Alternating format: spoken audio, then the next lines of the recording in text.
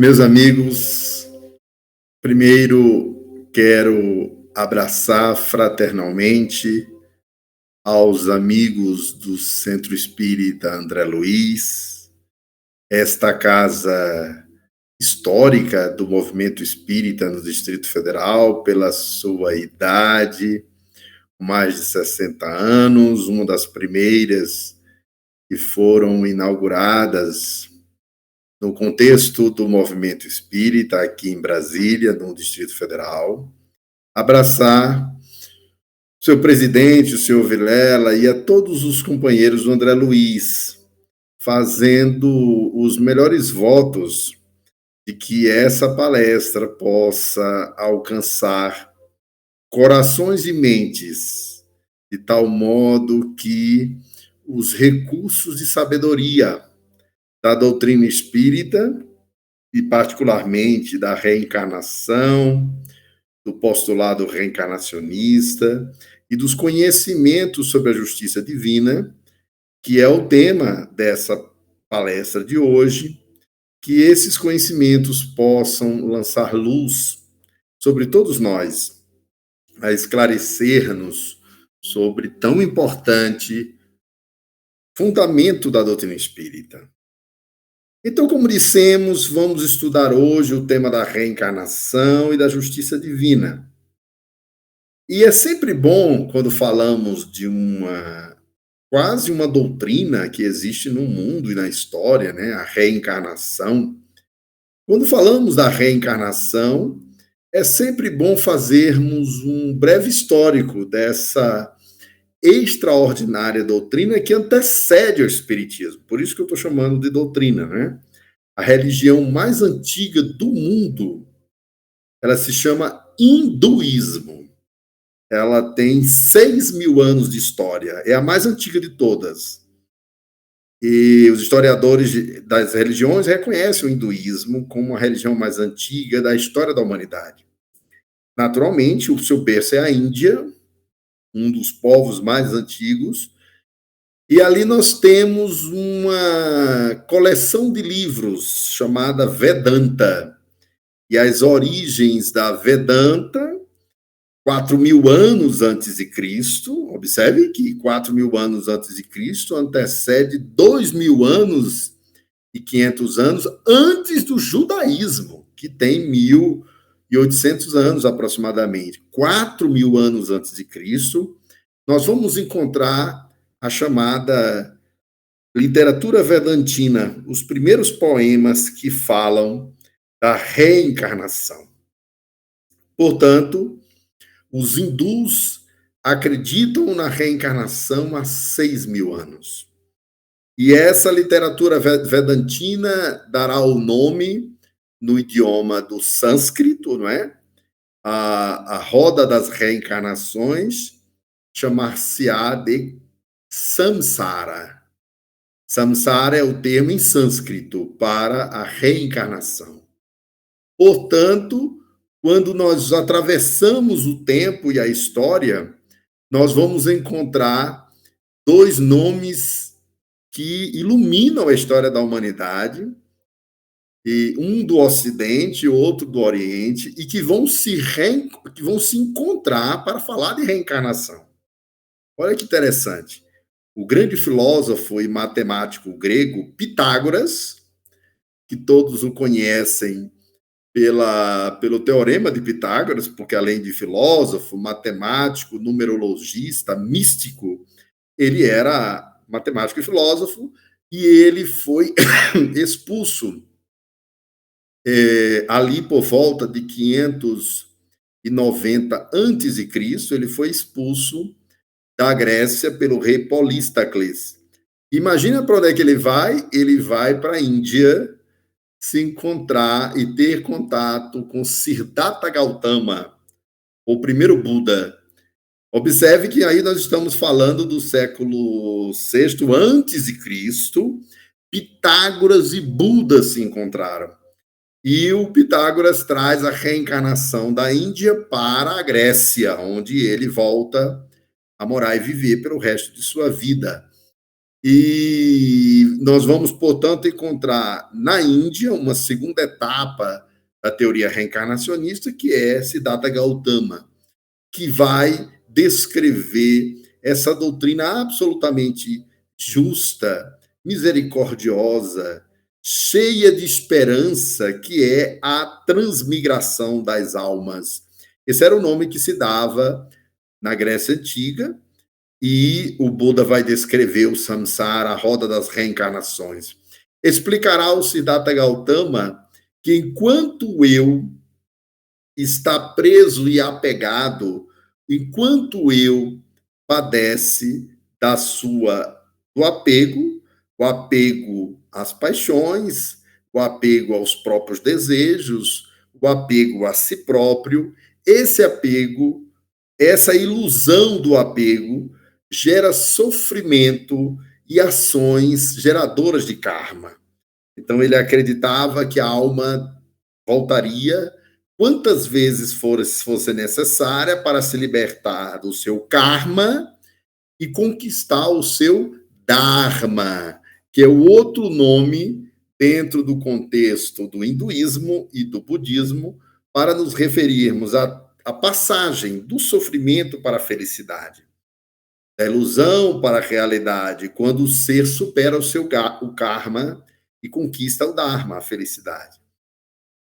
E o Pitágoras, então, vai trazer a reencarnação para a Grécia, e ele vai chamar essa doutrina lá na Grécia Antiga de metempsicose, o retorno da alma, e na Grécia essa doutrina vai se espalhar, inclusive com a crença de que talvez, na crença deles, não do espiritismo, de que a alma humana pudesse voltar em corpos animais, a experiência que o Emmanuel vai explicar muito bem em A Caminho da Luz, quando ele vai dizer que aqueles espíritos grandiosos, Pitágoras, Platão, Aristóteles, Sócrates, os filósofos gregos pré-socráticos, alguns deles reencarnacionistas, eles ficaram com a impressão, porque eles vinham de outras esferas superiores, que a nossa matéria era tão grosseira que eles chegaram a acreditar que poderia haver a transmigração da alma em corpos animais. Era uma intuição,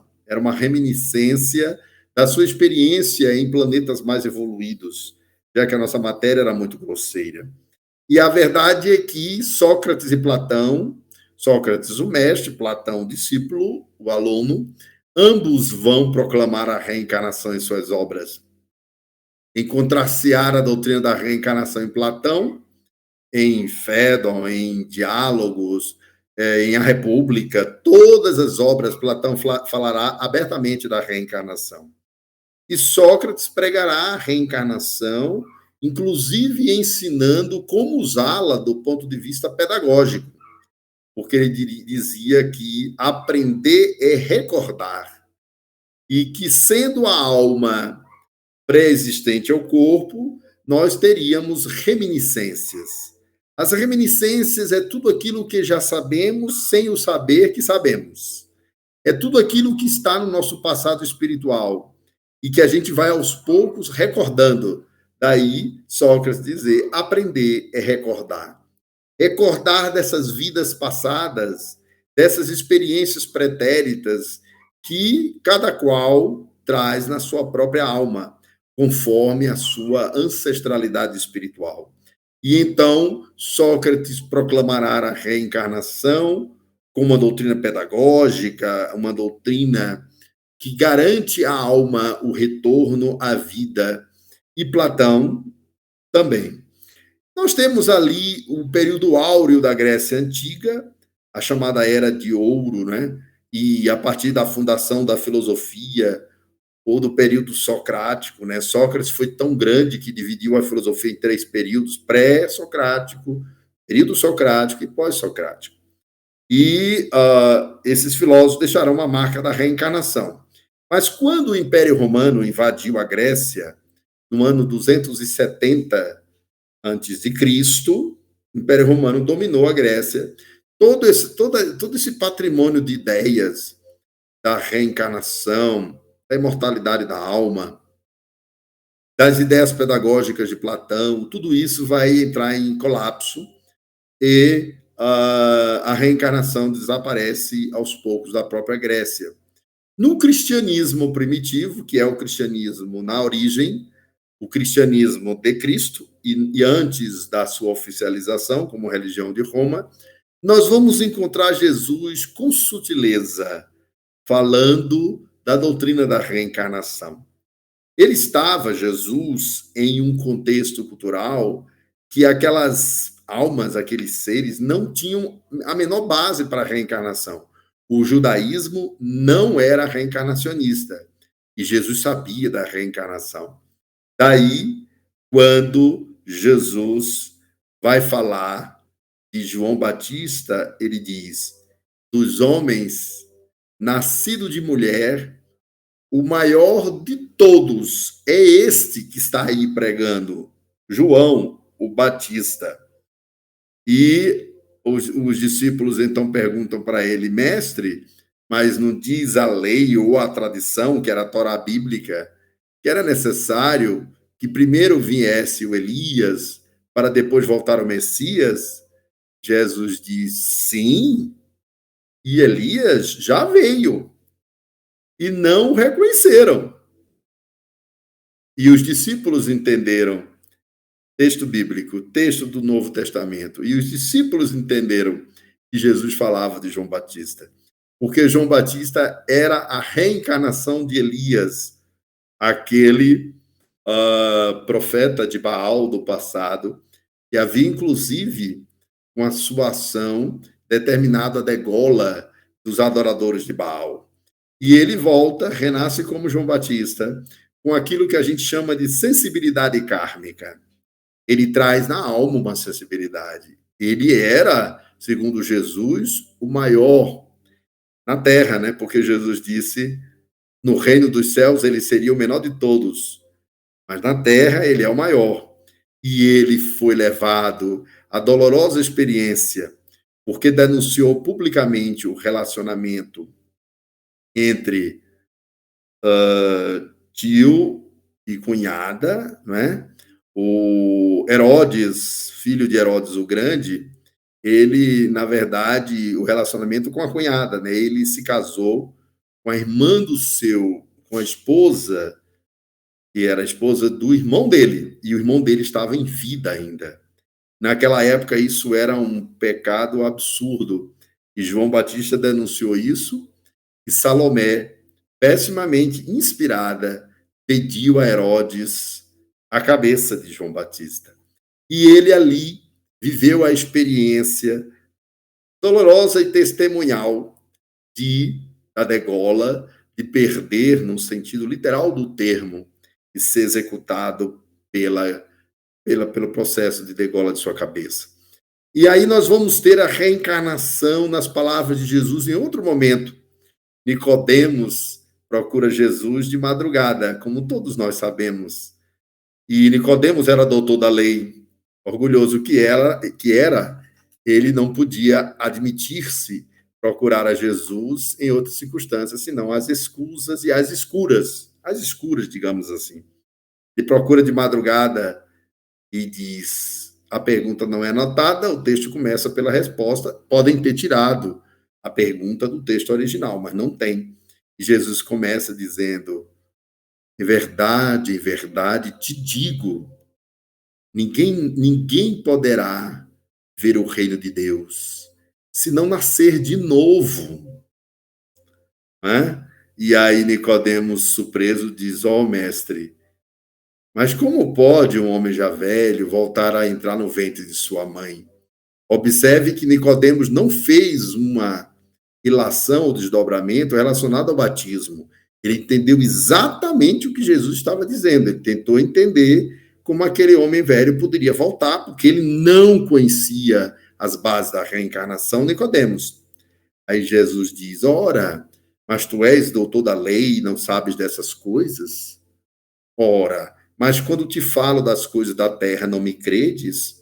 Por que me acreditarias se falasse das coisas celestiais? Aquilo que é da carne, vem da carne. Aquilo que é oriundo do Espírito, vem do Espírito.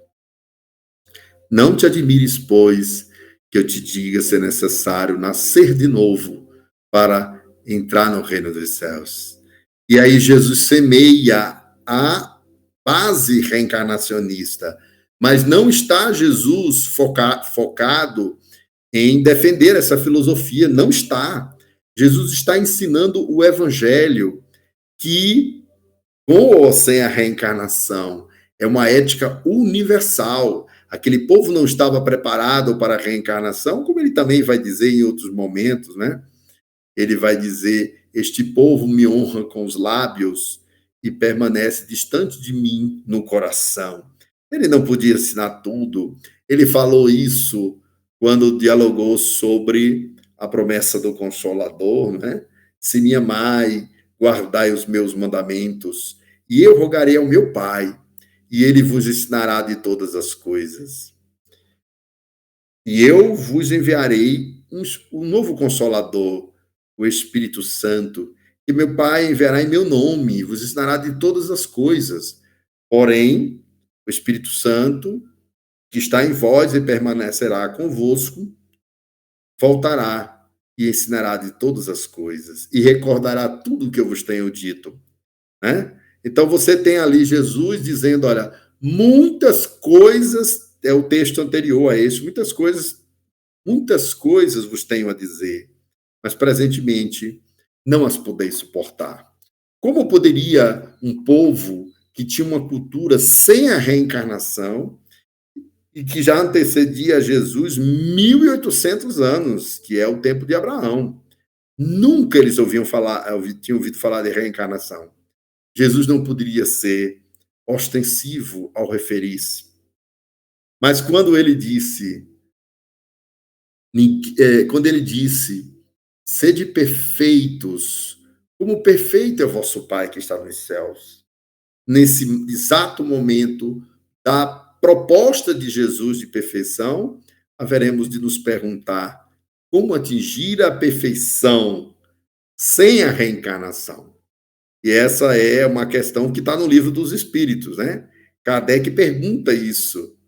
Como pode a alma, que não atingiu a perfeição durante a vida corporal, terminar de depurar-se, submetendo-se à prova de uma nova existência? Em que se funda a tese da reencarnação? Responde os Espíritos. Na justiça divina, no progresso da humanidade? Senão, como se daria o progresso da humanidade?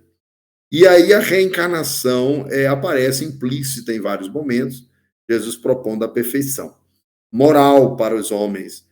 E nenhum de nós, e eu acho que qualquer um que se atrevesse a dizer que em uma existência apenas conseguirá atingir a grande meta da iluminação espiritual, pareceria tolo, imprudente, infantil, incauto ou inábil na compreensão da complexidade do que é a evolução humana. Uma existência só não dá. Vamos resolver algumas coisas e outras tantas ficarão para a próxima e para a próxima e para a próxima. Então, o cristianismo deixou a reencarnação como semente. Nós sabemos que no ano de 313, são duas datas históricas, 313 Edito de Milão, 325, oficialização do cristianismo. Quando isso se dá, o cristianismo tornar-se-á romano. Nós vamos ter a romanização do cristianismo. Não é Roma que se torna cristã, é o cristianismo que se torna romano. É isso que a gente precisa entender. E isso se dá no Concílio de Nicéia, que é 313, que é o Edito de Milão em 313 e o Concílio de Nicéia em 325, quando Teodósio oficializa o cristianismo como doutrina, oficializa o cristianismo como uma doutrina romana. O paganismo será tolerado, mas o cristianismo passa a ser a religião de Roma. E nós vamos viver, então, o período da Idade Medieval. Atravessaremos a história da famosa escola neoplatônica de Alexandria, né? E em 5 de maio de 555 ocorreu o imperador Justiniano II. Ele mandou queimar a biblioteca de Alexandria, mandou destruir a escola neoplatônica de Alexandria e aqueles grandes mestres da reencarnação, todos padres católicos, existem bem isso que eu estou falando, todos católicos, hoje santos da igreja, alguns deles, eram reencarnacionistas. Vocês não esquecerão jamais do nome de Santo Agostinho, que escreveu A Cidade de Deus e era reencarnacionista. O Padre Orígenes, reencarnacionista. São Gregório de Nissa, reencarnacionista. São Clemente de Alexandria, reencarnacionista. Olha que esses dois são santos, hein? E eles compunham a doutrina, a escola neoplatônica de Alexandria, claramente reencarnacionista. Só que a reencarnação, ela é uma doutrina que não caberá na Idade Média. E Justiniano II vai torná-la herege, vai dizer que ela não é cristã, que ela é grega, porque os gregos, em parte da sua história, foram reencarnacionistas, e ela desaparecerá no Ocidente. Lembrando que a reencarnação continuará viva no seio do hinduísmo e do budismo, que até hoje as duas religiões são reencarnacionistas. Eu vou dar um dado para vocês nunca imaginarem que a reencarnação é uma doutrina assim, são os brasileiros que acreditam na reencarnação, porque são espíritas, ou porque alguns norte-americanos acreditam, nada disso. O segundo país mais populoso do mundo é a Índia, e logo ele ultrapassará a China. Esse país tem 1.347.49 de pessoas. Você coloca uns 8 Brasil dentro dele, ainda dá mais. Logo, logo eles vão passar a população da China, que é o primeiro. Esse país, 95% da população é reencarnacionista. Se você chegar na Índia e disser assim, eu quero provar a vocês a reencarnação, eles dizem, esqueça o seminário que não interessa. Nós já sabemos, porque todo mundo acredita em reencarnação na Índia, através do hinduísmo, como já disse, que é reencarnacionista, e do budismo. O hinduísmo tem praticamente a população toda da Índia reencarnacionista. E o budismo, espalhado no mundo, tem aproximadamente 1.200.000.000 de adeptos. Então, na verdade, aproximadamente 40% do gênero humano é reencarnacionista. Aí distribuem-se as outras religiões, o islamismo, que não é reencarnacionista, o cristianismo romano, que não é reencarnacionista, e aí dá provavelmente uns 40% ou 45% da humanidade reencarnacionista e a outra parte não. Mas a reencarnação voltará no Ocidente e voltará com a compreensão do Espiritismo. Foi o Espiritismo quase que, quem sabe, o Kardec, em uma das suas encarnações, não tivera sido um daqueles filósofos gregos, né? Não poderá ter sido Sócrates e Platão, porque esses dois estavam na falange do Espírito Verdade, mas outros tantos que foram reencarnacionistas, e o Kardec, ele vai ser esse sistematizador do Espiritismo, que vai dialogar sobre reencarnação com os espíritos. E aí ele vai fazer as perguntas, né, sobre reencarnação, vai dedicar capítulos inteiros sobre a reencarnação. Ele vai perguntar em que se transforma o espírito após a sua última encarnação. Espírito puro, espírito perfeito, não é? Ele vai fazer uma série de questões sobre a reencarnação. E aí o Espiritismo vai integrar a questão do karma ao Livro dos Espíritos com um outro nome. O Livro dos Espíritos vai falar do karma, que não é a expressão do Espiritismo, com o nome de lei de causa e efeito, né? E aí o Kardec ele não vai usar a palavra karma. Repito, a palavra karma é de origem sânscrita, é do idioma sânscrito, e karma significa ação. Ação tem consequências, que tem reações, né? Aí o Kardec vai trazer a reencarnação, dialogando com os espíritos,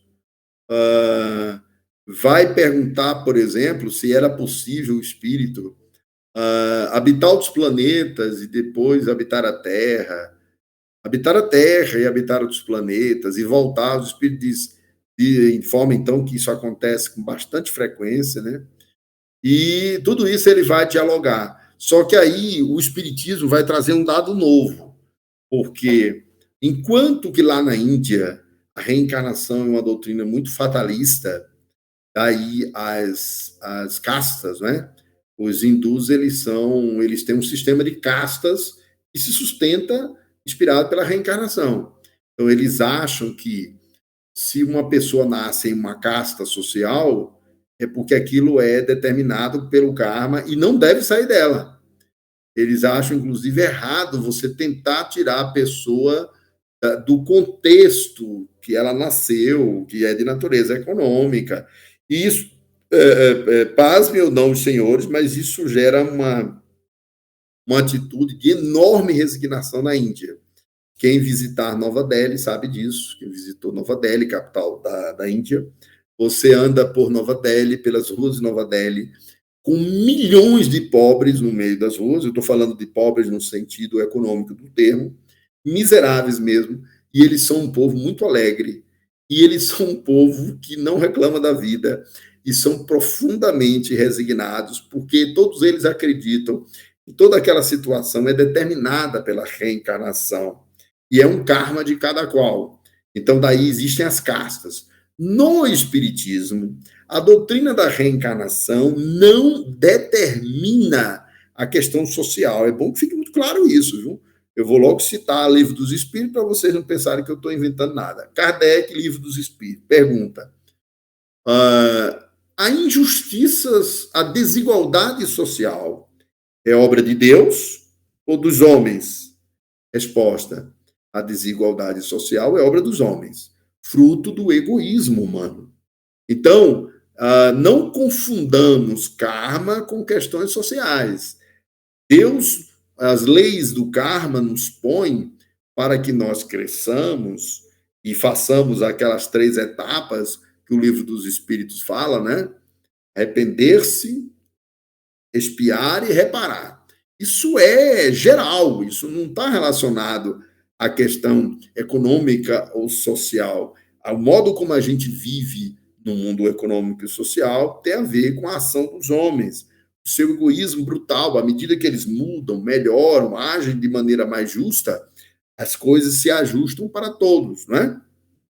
Então, nós temos que compreender o karma dentro do contexto do espiritismo.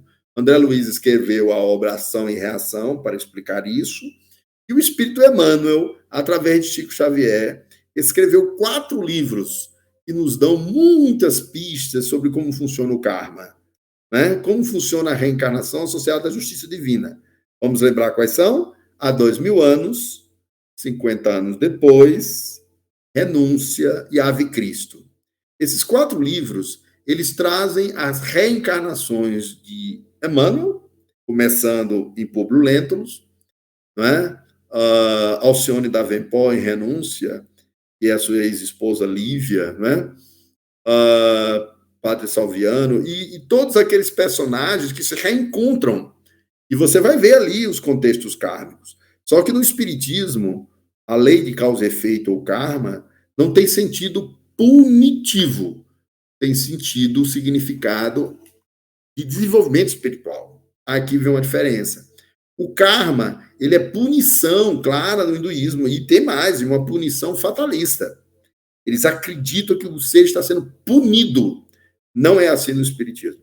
Como o Espiritismo dialoga com o Evangelho, o Evangelho trabalha com a ideia da elasticidade das leis divinas, da misericórdia divina, que diz o Espiritismo, que tudo vai funcionar conforme o mecanismo da consciência. Quando Kardec pergunta onde está escrita a lei de Deus, o Espírito da Verdade responde: na consciência.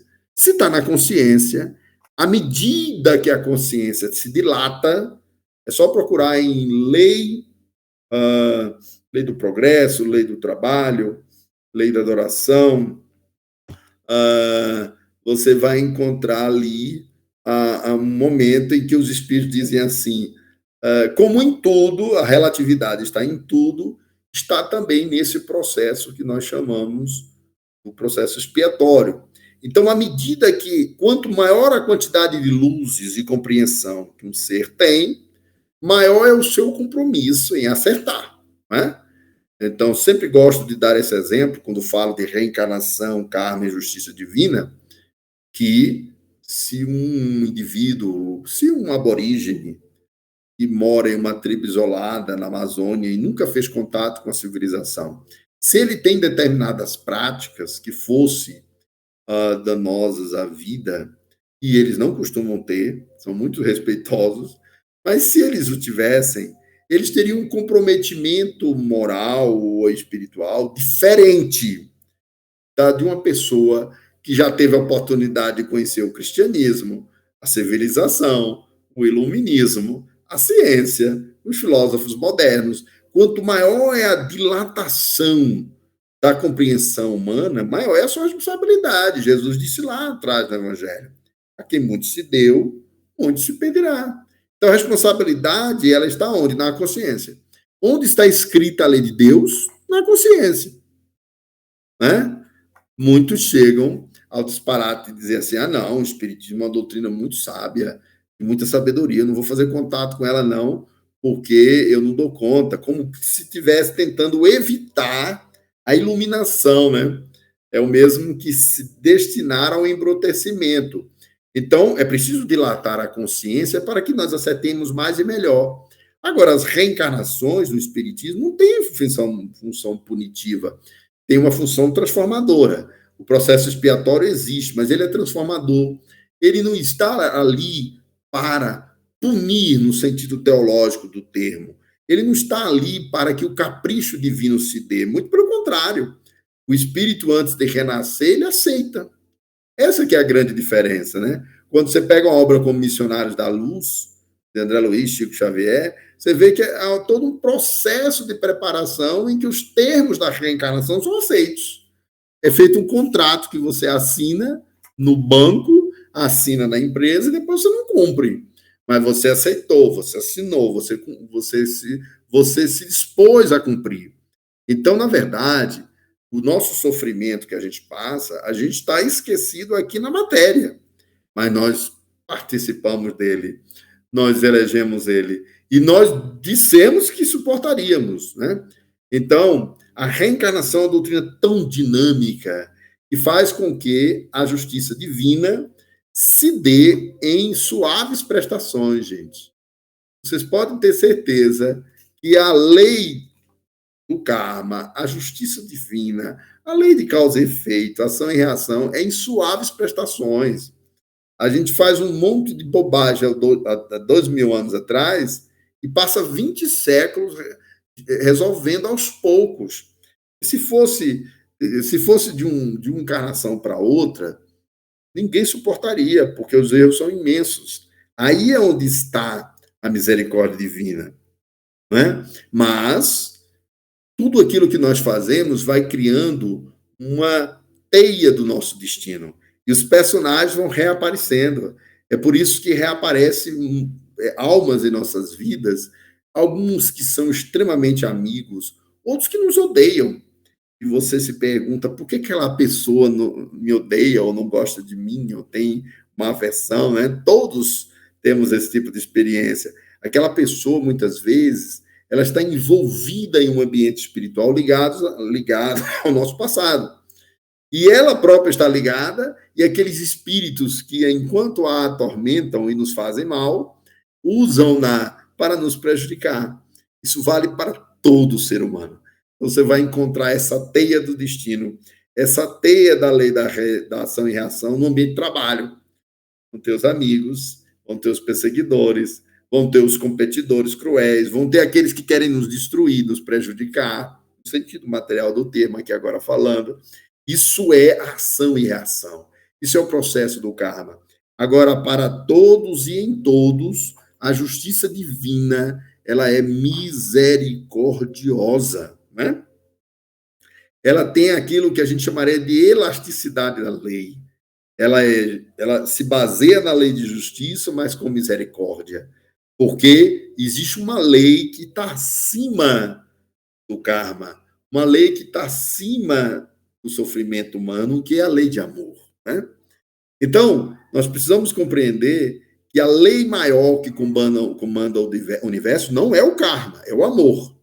Agora, o que é que acontece? Acontece que a gente vai se distanciando da lei de amor, né? E aí, eu sempre me recordo, quando falo desse tema, da frase de Emmanuel, que é um paradigma de reflexão. O Emmanuel diz assim, ó, quando as leis kármicas nos procuram ao ajuste de contas, se nos encontra a serviço do próximo, determina das leis que a cobrança seja adiada indefinidamente. Olha que coisa fantástica. É como se o cobrador batesse a nossa porta. Quando as leis kármicas nos procuram ao ajuste de contas, você nos encontra a serviço do próximo. Determina das leis que a cobrança seja adiada indefinidamente. Então, a questão não é o modo como a lei nos procura, é o modo como nós estamos quando ela nos procura. Agora, quando a gente é procurado pela lei, que está dentro de nós, não é um mecanismo externo, é uma lei que está sendo processada na nossa história evolucionária. E chega a hora que o karma amadureceu, e a reação emergiu como sofrimento, como questão espiritual, e aí nos encontra do mesmo jeito de sempre. É esse caráter estagnado, inerte, paralisado. O Emmanuel dizia, e está um texto dele completo sobre isso, que muitas almas entram na matéria e saem dela, entram na vida e saem dela, encarnam e desencarnam, dezenas, talvez centenas de vezes, qual múmias inermes, paralisadas. E aí chega uma hora que é preciso retirarmos-nos dessa situação. E para isso, então, emergem os sofrimentos e o processo todo, né?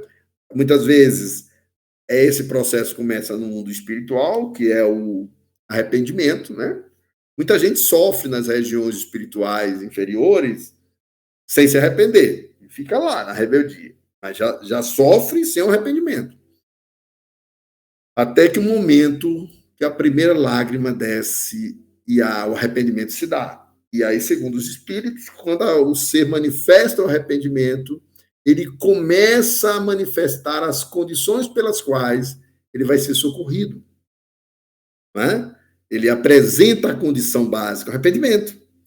E agora ele vai ter que passar por um processo de transformação, que a gente chama de expiação, e vai ter que culminar com a reparação. Então, muitos de nós estamos em encarnações expiatórias, não chegou nem na reparação ainda. Bem-aventurados os que já estão reparando. Reparar o que é? Reconstruir, gente. Fazer o bem, né? Agora, vocês imaginem o que acontece com as leis kármicas quando elas encontram uma alma, como, por exemplo, Irmã Dulce trabalhando, né? Irmã Dulce fundou o Hospital Santo Antônio, que se tornou, já é santa brasileira, né? Se tornou santa pela Igreja Católica. E Irmã Dulce, ela é esse paradigma de amor. Mas muitos pensam, né? Ah, não, ela já era santa antes de renascer. Será que ela não fez degraus evolutivos e tinha lá as questões do passado? E com a sua luz, ela gerou amor, gerou construção, gerou desenvolvimento e a sua existência foi plena na missão que cumpriu. O que quero dizer com isso é que é muito diferente a posição de quem pratica o mal e de quem é vítima dele. E a posição de quem está indiferente às divinas leis e daqueles que já estão sintonizados com elas. Então, a grande questão da justiça divina não tem nada a ver no Espiritismo com aquela visão teológica, né? Que, aliás, é uma coisa terrível, porque o sujeito pratica um ato errado, equivocado, transgride a lei, ou tem uma existência inteira criminosa, muitos deles desencarnam com 30, 40 anos, ou faz como a triste alma de Adolf Hitler, Himmler, Mussolini, de Goebbels, de Göring, mas só para falar do Hitler, que foi o maior serial killer da história da humanidade. Ele mandou matar quase 6 milhões de judeus só pelo fato de serem judeus.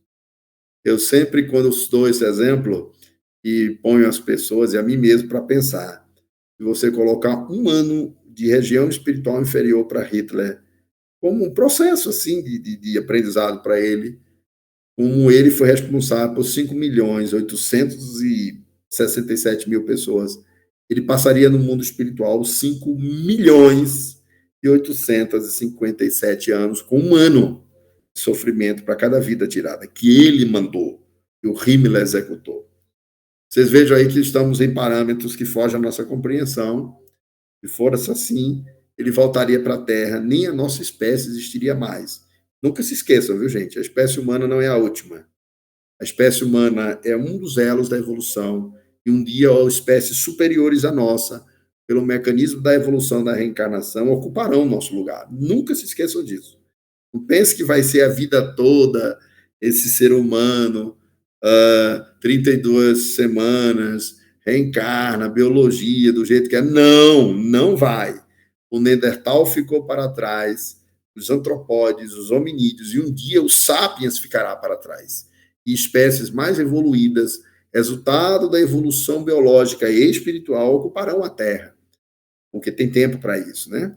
Então, a justiça divina, ela é a lei de Deus dentro de nós. E quando chega o momento de ressarcirmos nossos débitos, e a grande mensagem da reencarnação é esperançosa, porque ela transforma débito em crédito. Ou seja, Deus nos dá a oportunidade da reencarnação para que nos liberemos dos débitos e adquiramos créditos, para que consigamos transformar o nosso mal feito em um bem feito, o nosso mal em bem, né? O bem que nós fazemos elimina o mal que nós fizemos, né? Mas está lá no Evangelho. A semeadura é livre, a colheita é obrigatória. E essa ideia das consequências ligadas às leis divinas, ela está até entre os filósofos ateus, que não acreditavam em Deus. Sartre dizia que o homem é prisioneiro das suas escolhas, porque tudo que escolhe gera consequências. É impossível escolher sem gerar consequências para si e para o mundo. E aí o grande exercício é dilatar a consciência espiritual para escolher com acerto, né? Onde está escrita a lei de Deus? Na consciência. Se nós dilatarmos a nossa consciência, consciência emocional, consciência de si, consciência espiritual, consciência social, consciência do mundo, de ser no mundo, consciência que se compreende e que, inclusive, enfrenta o inconsciente, que são as margens profundas da nossa alma, é libertador. Então, empreguemos a reencarnação, conjugando-a com o verbo da justiça divina. E o verbo da justiça divina é: eu não lhes imponho sofrimento.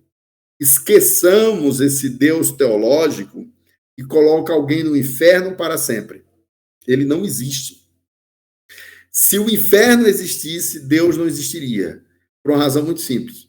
Porque Deus é onipotente, é onisciente, e ele já sabe, antes que os fatos se deem, que eles vão se dar. Ele não interfere na liberdade de escolha, mas ele sabe o que vai acontecer. E ele permite, para que cada qual aprenda por si próprio, pela sua experiência.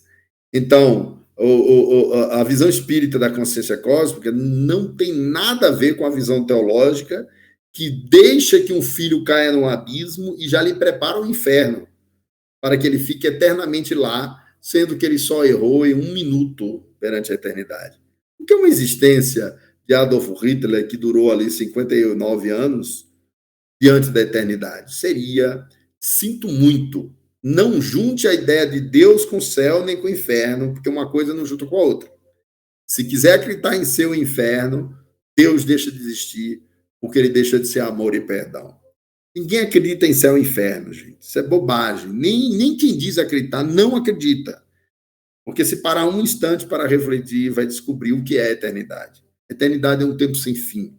Então, o Espiritismo, Kardec escreveu um livro chamado O Céu e o Inferno, ou a Justiça Divina, segundo o Espiritismo. Kardec matou o céu, matou o inferno, e disse, olha, está tudo na nossa consciência. Onde quer que estejamos, amando e entre seres que amamos. E onde quer que estejamos em Deus, aí é o céu. E onde quer que nos ausentemos de Deus, aí é o inferno. Eu vou terminar com uma história incrível. Terminar mesmo, porque o tempo já encerrou. Albert Einstein era um menino na sua Zurich, né? E ele, em sala de aula, um professor perguntou para os alunos quem acreditava em Deus. E os meninos, alguns disseram que acreditavam, outros ficaram calados, com medo da resposta do professor. E o professor começou a perguntar para eles como eles poderiam provar que Deus existe. Aí o Einstein perguntou para o professor o que é que ele estava vendo lá fora, não é? E aí o professor disse, bom, está fazendo muito frio lá fora, mas o que isso tem a ver com a questão que eu propus? E o Einstein disse, assim como o frio não existe em si mesmo, é apenas a ausência do calor, não é? Porque o professor fez todo um discurso para dizer que Deus não existia porque o mal prevalecia na Terra. Então Einstein disse, assim como o frio é a ausência do calor, e a sombra não tem existência própria, é apenas ausência de luz, tudo o que o homem faz é apenas ausência, né? Ele se ausenta de Deus. Ele se destitui temporariamente da presença divina que está nele. Ele tem o direito de fazer isso. Adolf Hitler expulsou Deus de si temporariamente. E todos que praticam mal, em nome da religião, em nome de filosofias, em nome de ideologias, quem pratica a destruição ausenta-se de Deus. Somente os que amam, são justos, procuram ser solidários, praticam a caridade, e está lá no Livro dos Espíritos, né? Qual a virtude mais meritória? A caridade, quando praticada desinteressadamente. Porque os Espíritos sabiam que nós praticamos a caridade com interesse de nos salvarmos. E ele ainda perguntou outra questão. Aqueles que praticam a caridade pensando na sua felicidade futura, eles têm o mérito da ação? O Kardec perguntou, os espíritos responderam, tem o mérito da ação, da intenção não. A ação é boa, mas a intenção não é pura. Pode procurar no Livro dos Espíritos. Então, os espíritos fizeram a distinção entre ação e intenção. E tudo isso constitui karma, tudo isso pode ser fator da nossa libertação, do nosso obscurantismo, conforme nós descobramos o grande despertar espiritual, né? Despertar para a luz, despertar para a paz, para a construção, para a vida e para a imortalidade. Que no poema do Lecce nos ensina, desperta a tua alma adormecida nas ilusões perigosas desta vida. Não te detenhas ante as sombras do caminho. As belas rosas também trazem seus espinhos. Se alguém magoou teu coração, não te entristeças. Segues em oração, sendo a vida na terra passageira. Se caminhas para a libertação, esquece as ofensas e perdoa. Segue para a tua evolução. Se tens conhecimento do Evangelho, se praticas um pouco a caridade, não podes dizer que não sabes ou não conheces o que é felicidade. Ergue teu olhar, fita a natureza, pensa que pode ser leve o teu fardo, suave a tua cruz, se tiveres no teu coração Jesus. Que Ele nos abençoe e nos proteja de nós mesmos, como dizia Chico Xavier. porque o grande inimigo da nossa felicidade somos nós mesmos. Muita paz e muito estudo na doutrina espírita para que aprendamos que reencarnação é fator de evolução, não de punição, de misericórdia divina e de profunda liberdade. Encarnar-se é ser livre para recomeçar. Se vai dar certo ou não, é mérito ou demérito nosso. Mas a liberdade de escolha foi lá atrás, antes de renascer. Muito obrigado, muita paz e até uma próxima oportunidade.